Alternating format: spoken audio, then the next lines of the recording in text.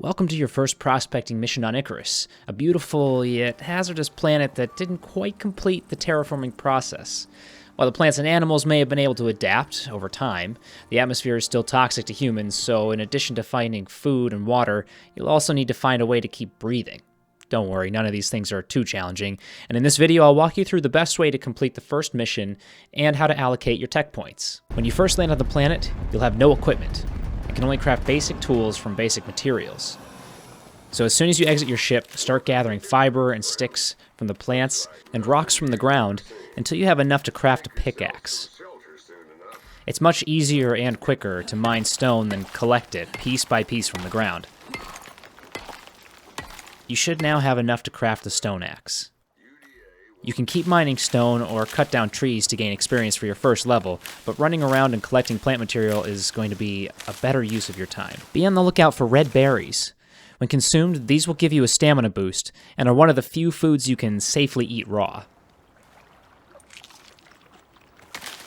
These blue rocks, and the little pieces you'll find on the ground, are called oxite, and they're important if you don't want to suffocate to death.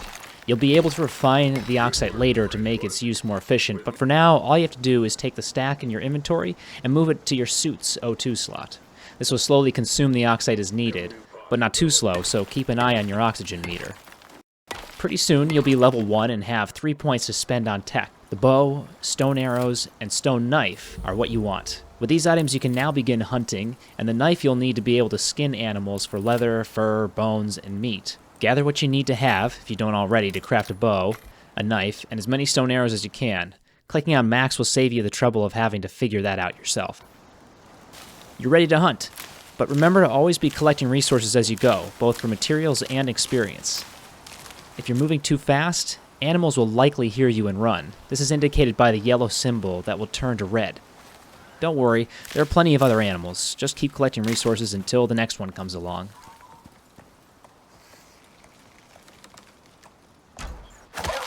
Once you've reached your kill, grab your knife and hold F to skin it. Take all the materials, and you even get your arrow back. Keep on hunting for materials and XP. This is the perfect opportunity to work on your bow hunting skills.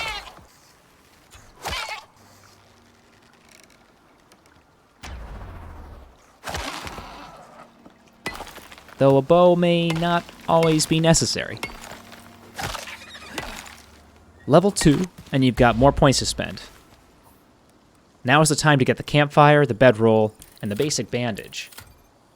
Collect more stone if you need to in order to craft the campfire. It's time to cook some of the food you've collected. Now is also a good time to use all that fiber to craft as many bandages as you can. Don't worry, you won't need them. It just serves as a great way to get some more experience. Place down your campfire, add food and fuel, and click activate.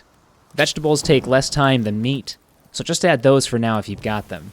Eat a little for the buff, and then pack it all up and take it with you. Your goal now is to keep gathering, hunting, and crafting bandages and arrows to gain experience. As you do this, I recommend heading north from the dropship. I'll explain why in just a moment. Remember to also keep an eye on your vitals. Stay hydrated and make sure you have enough oxide in your suit. Levels 3 and 4 will give you points to spend, but there aren't actually many things worth spending them on yet. Aside from the wood rag torch, you might as well save your points.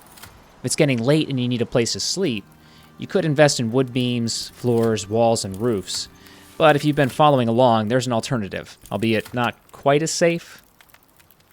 In the north, you can find a cave. Caves count as a sheltered structure, meaning you don't have to build any sort of house during this mission. Being in a cave does have the drawback of a temporary stamina debuff, but that goes away when you exit the cave. Caves are very dark, and are home to poison-spitting worms.